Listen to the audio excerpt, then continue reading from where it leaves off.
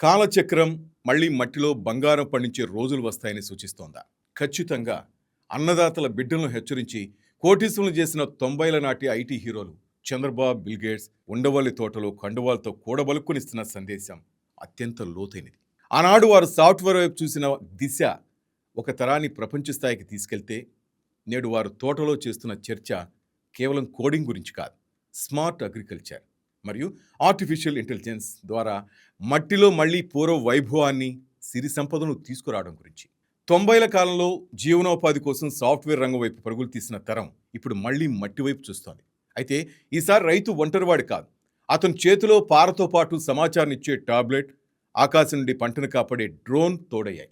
మానవాళి ఆరోగ్యం కోసం ఆర్గానిక్ వ్యవసాయమే భవిష్యత్తును నిరూపించడానికి ఈ ఐటీ దిగ్గజాలు నడుం బిగించారు.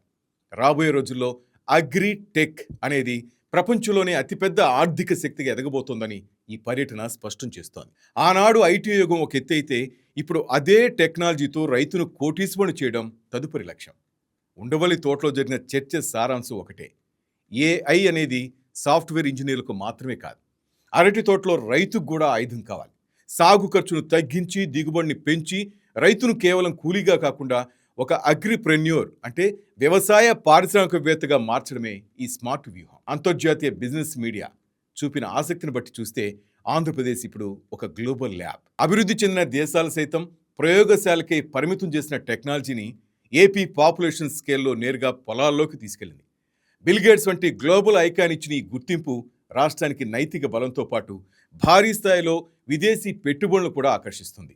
యూరోప్ ఒప్పందాల నుండి ప్రపంచ దేశాల వరకు అందరూ ఇప్పుడు ఆహార భద్రత కోసం, 90ల నాటి ఆర్గానిక్ ప్రకృతి ఆహారం కోసం ఎంత వెచ్చించడానికైనా సిద్ధంగా ఉన్నారు.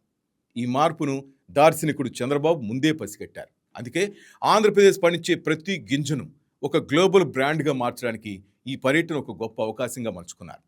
కాలచక్రం మళ్ళీ మట్టి దగ్గరికే వచ్చింది. కానీ ఆ బంగారం పండించడానికి మనం వాడుతోంది పాత పద్ధతులు కాదు, డిజిటల్ నాగలి.